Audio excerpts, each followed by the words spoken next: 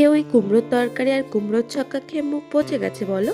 তো ফ্রিজে তো এখনও অনেকটা কুমড়ো আছে, কি করব তাই ভাবছো তো? তো তাহলে আজকের এই ভিডিওটা তোমারই জন্য। তো চলো কি করে একটা নতুন রেসিপি তৈরি করা যায় দেখাই। তো ফার্স্টে কুমড়োটাকে এভাবে লম্বা এবং পাতলা করে কেটে নিতে হবে, যাতে কুমড়োটা খুব তাড়াতাড়ি আমাদের ভাজা হয়ে যায়।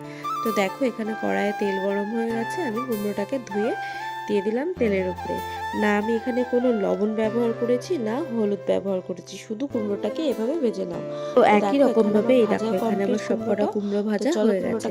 তো চলো এবার মূল প্রসেসে যাই। এখানে তো শেষ নয় রে বাবা। ওই তেলের মধ্যে দিয়ে দিলাম কিছুটা রসুন, আর এই রসুনটাকে একটু লাল লাল করে ভাজতে হবে, মানে রসুনটা টিপলে যাতে গলে যায় এরকম ভাবে। এই দেখো ঠিক এরকম ভাবে রসুন। তো এবার তেলে পেঁয়াজটাও ভেজে নেব, পেঁয়াজ আর লঙ্কাটাকে একসাথেই ভেজে নেব। আর তোমরা এখানে চাইলে শুকনো লঙ্কা আলাদা করে ভেজে নিতে পারো, সেটাতেও বেশ ভালোই লাগে খেতে।